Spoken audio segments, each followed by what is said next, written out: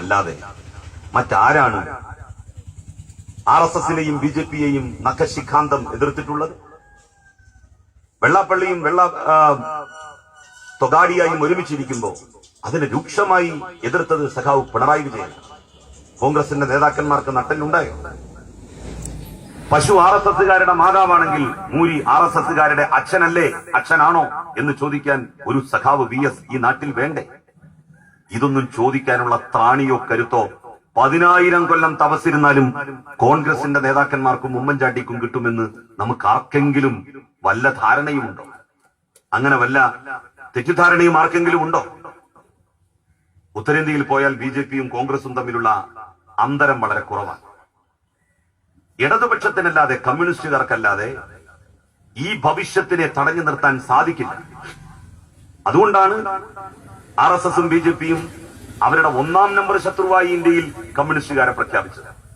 മാർക്സിസ്റ്റുകാരാണ് ഞങ്ങളുടെ 1ാമത്തെ ശത്രു എന്നാണ് അഖില ലോക ഹിന്ദു മഹാസമ്മേളനം ഡൽഹിയിൽ ചേർന്നുകൊണ്ട് പറഞ്ഞത്. മുസ്ലിങ്ങൾ 2ാമത്തെ ശത്രുവേ ആകുന്നുള്ളൂ, 1ാമത്തെ ശത്രു മാർക്സിസ്റ്റുകാരാണെന്നാണ് അവർ പറഞ്ഞത്. ഈ ഒരു അവസ്ഥയിൽ നമുക്ക് നിലനിൽക്കണം. ലീഗിനൊന്നും നമ്മളെ രക്ഷിക്കാൻ കഴിയില്ല. പശുവിറച്ചി നിരോധിച്ചതിന്റെ പേരിൽ നാട്ടിൽ വ്യാപകമായി പോത്തിറച്ചി നിരോധനമാണ് നാട്ടിൽ ഏർപ്പെടുത്തിയിരിക്കുന്നത് എന്ന രീതിയിൽ കാര്യങ്ങൾ മുന്നോട്ട് പോകുമ്പോൾ ലീഗ് എന്തെങ്കിലും പ്രതികരിച്ചോ? ഇതുവരെ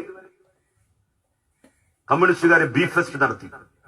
പശുവിറച്ചി നിരോധിച്ചപ്പോൾ പോത്തിറച്ചിയും നിരോധിച്ചതിനെതിരായി ബീഫ് ഫെസ്റ്റ് നടത്തി. പോത്തിറച്ചി പാകം ചെയ്ത് ആളുകൾക്ക് കൊടുക്കുന്ന ഒരു ഉത്സവം. എന്താ E.T. മുഹമ്മദ് ബഷീർ സാഹിബ് പറഞ്ഞത്?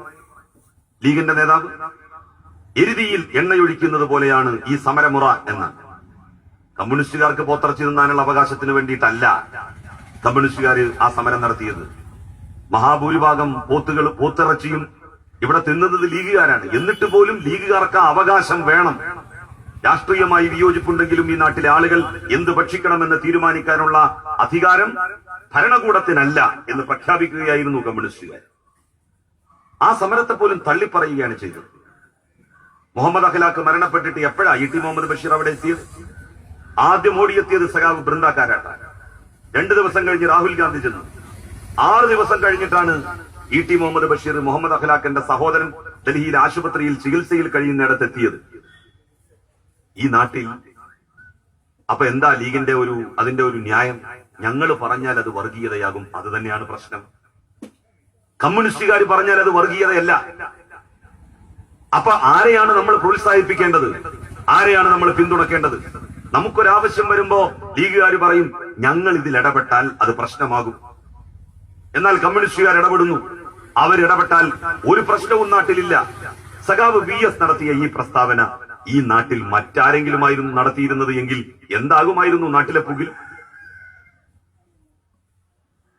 അപ്പൊ എന്താണ് മുസ്ലിം ലീഗ് എന്ന് പറയുന്ന ഒരു പാർട്ടി ഉണ്ടായതുകൊണ്ട് നമുക്ക് പ്രയോജനം? ഇത്തരം സന്ദർഭങ്ങളിൽ മുസ്ലിങ്ങൾക്ക് സംരക്ഷണം നൽകലല്ലേ ലീഗിന്റെ ഉത്തരവാദിത്തം?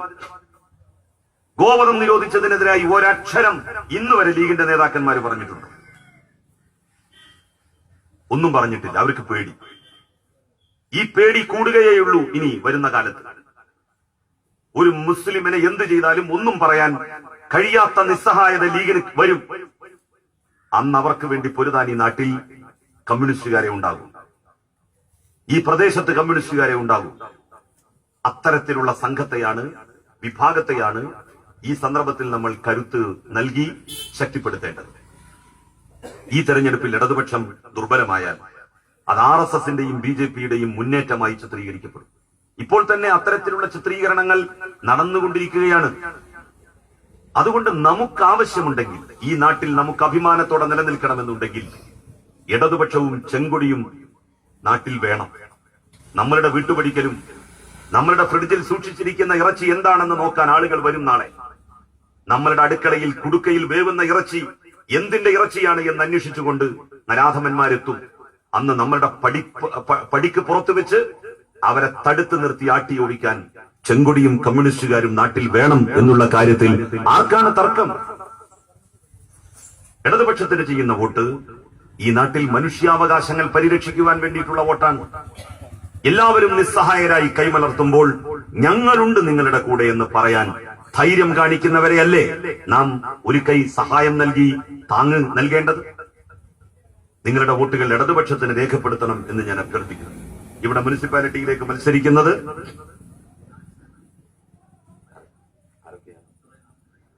അബ്ദുറഹിമാന്റെ തെരഞ്ഞെടുപ്പ് ചിഹ്നം കപ്പും സോസറുമാണ്. നന്ദകുമാറിന്റെ തെരഞ്ഞെടുപ്പ് ചിഹ്നം കപ്പും സോസറുമാണ്. റസിയ, ഫസീല, 2 വനിതാ സ്ഥാനാർത്ഥികൾ, അവരുടെയും തെരഞ്ഞെടുപ്പ് ചിഹ്നം കപ്പും സോസറുമാണ്.